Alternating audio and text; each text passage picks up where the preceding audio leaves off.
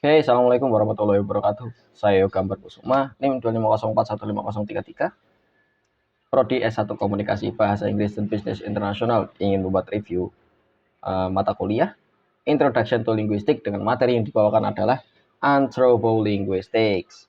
Jadi, what is Anthropolinguistics? Apa sih Anthropolinguistics itu? Gitu kan. Anthropolinguistics is a branch of linguistics that studies language as part of human culture and behavior. It sees language as a social and cultural practice. Di antropolinguistik itu adalah cabang dari linguistik yang mempelajari bahasa itu adalah bagian dari perilaku dan budaya manusia. Jadi melihat bahasa itu secara apa ya? Latihan sosial dan budaya mungkin atau mungkin praktek langsung sosial dan budaya gitu aja. And who is involved? Siapa aja yang terlibat? It involves human communities, cultural groups, and language users. Researchers observe how people use language in cultural activities. Jadi yang terlibat ya pasti komunitas-komunitas orang, ya intinya komunitas, terus cultural groups atau grup yang kebudayaan seperti itu, dan pengguna bahasa tentunya. Dan researcher peneliti mengobservasi bagaimana orang itu menggunakan bahasa di aktivitas budayanya, di aktivitas sehari-harinya, ya intinya begitu. And when is it used? Kapan ini digunakan? Anthropolinguistics is used when studying language in cultural context, such as rituals, ceremonies, and storytelling. Jadi, anthropolinguistik akan digunakan ketika mempelajari bahasa dalam konteks budaya, dalam konteks kebudayaan. Contohnya ketika mempelajari mungkin ritual, terus ada seremonis atau upacara, peringatan, dan storytelling, cerita, menceritakan. Oke, jadi where, di mana ini diterapkan? Anthropolinguistic, it is applied in anthropological research and field studies, especially in traditional society. Jadi diterapkannya di research atau di penelitian antropologikal dan praktek lapangan juga. Terkhusus ini akan diterapkan di traditional society atau di masyarakat tradisional gitu. And why?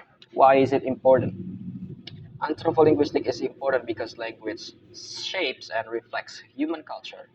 It helps us understand how humans express identity and values.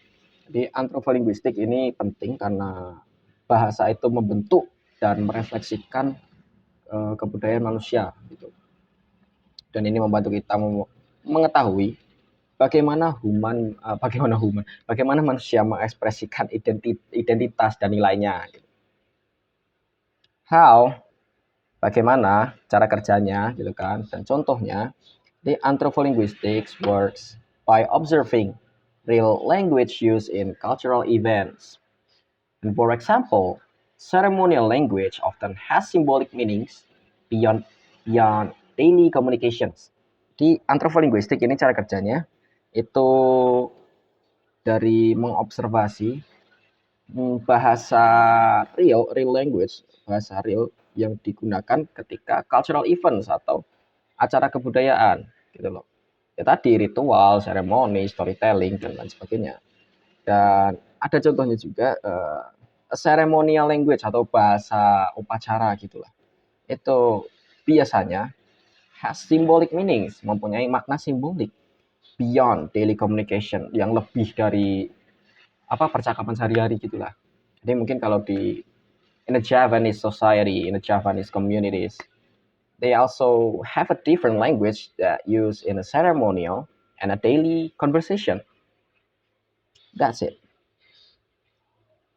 And in conclusions, anthropolinguistic helps us see language as an important part of human life and culture. Di kesimpulannya, anthropolinguistik ini membantu kita melihat bahasa itu sebagai bagian penting dari kehidupan manusia dan budayanya. Ya, mungkin sekian review anthropolinguistik dari saya, kurang lebihnya mohon maaf. Wassalamualaikum warahmatullahi wabarakatuh.